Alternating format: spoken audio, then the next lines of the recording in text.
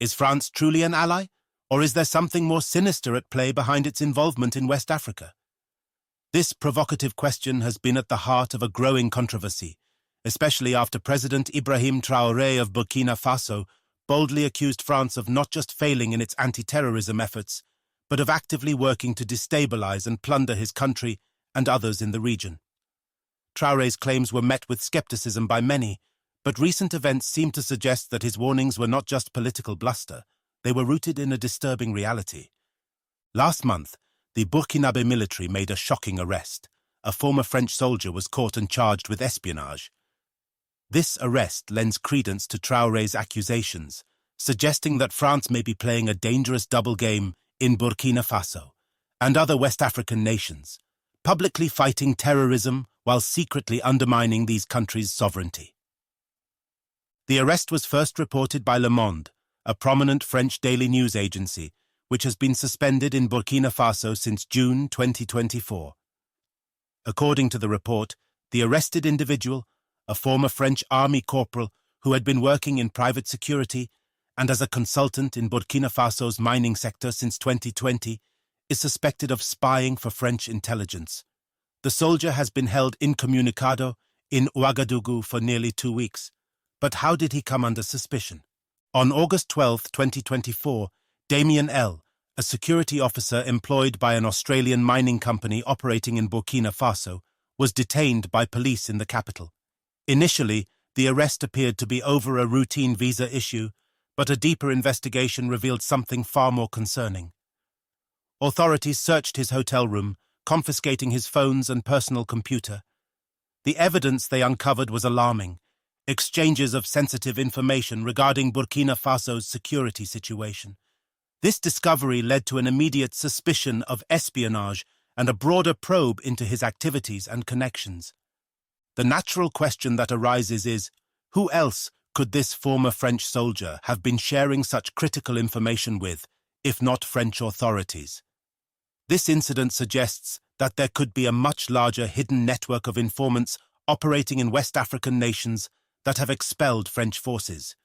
These spies could be silently observing and reporting back to France, with the intent of maintaining influence and control over the region. It's important to note that this isn't an isolated incident.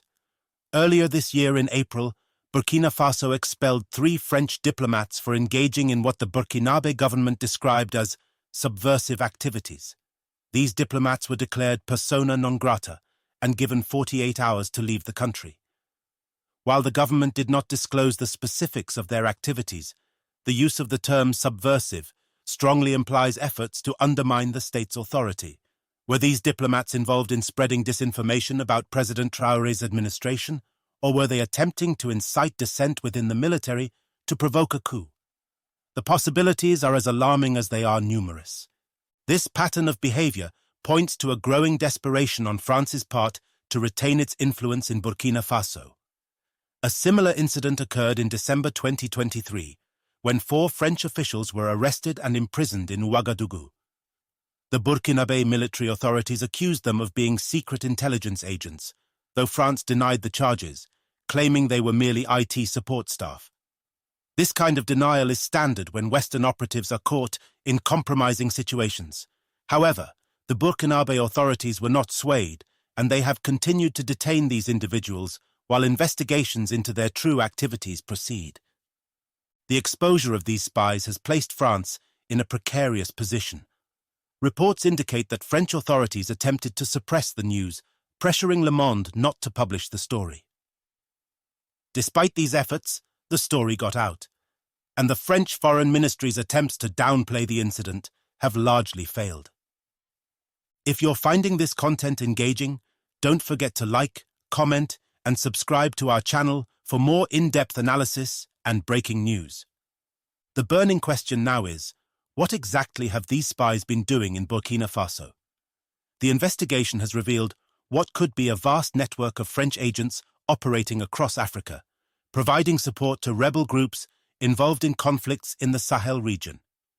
This revelation is nothing short of explosive, suggesting that France has been quietly fueling the very instability it publicly decries, using these conflicts as a pretext for maintaining a military presence and securing access to valuable mineral resources. The implications are staggering. If these suspicions are correct, France's role in West Africa, under the guise of counter-terrorism, may be nothing more than a cover for a much darker agenda. By exacerbating security issues, France can justify its continued involvement, keeping its grip on the region's riches while the local population suffers the consequences. This tactic is not just ethically questionable, it's outright immoral. The idea that a foreign power could manipulate a country's security situation for its own gain, with little regard for the human cost, is deeply troubling. This could explain why, despite years of French military presence in countries like Mali, Niger, and Burkina Faso, the security situation has only deteriorated. In fact, reports indicate that security worsened significantly after the arrival of French troops, casting doubt on the true intentions of their mission. The case of Mali provides a glaring example. Late last month, a devastating attack by Tuareg rebels on Mali's military resulted in the deaths of dozens of Russian mercenaries and Malian soldiers. It later emerged that the rebels had received critical intelligence from Ukrainian military sources aimed at undermining the Russian Wagner Group mercenaries supporting Malian forces. This incident highlights a grim reality. The lives of African soldiers and the stability of their nations are being sacrificed in a geopolitical struggle between foreign powers.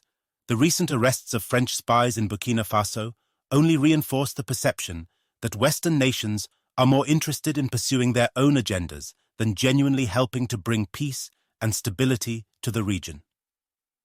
Despite these challenges, President Traoré remains undeterred. He is resolute in his mission to combat the terrorism that France seems to have helped foster. While some media outlets continue to claim that the security situation has worsened since the departure of French troops, they conveniently ignore the successes achieved by the Burkinabe military in reclaiming territories from terrorist control. This media bias is evident as they persist in portraying the French military as the stabilizing force while downplaying the efforts of Burkina Faso's own forces. However, research indicates that Burkina Faso's security situation was actually better before the arrival of French troops, raising critical questions about France's role in the region.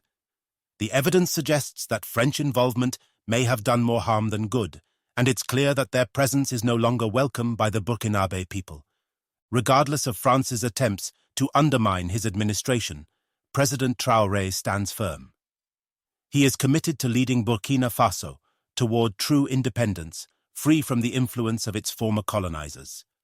His administration has taken bold steps to fight terrorism without relying on France, and he has made it clear that France will not be allowed to re-establish its presence in the country. As Burkina Faso and other Sahelian nations continue their struggle for sovereignty, the actions of foreign powers, like France, will undoubtedly face increased scrutiny. The people of Burkina Faso deserve to live in peace, free from the manipulations of external forces. The day will come when the region can look back on this period as one of resilience and triumph over colonial legacy. What do you think about this situation? We'd love to hear your thoughts in the comments below. Don't forget to like, subscribe, and share this video to keep the conversation going.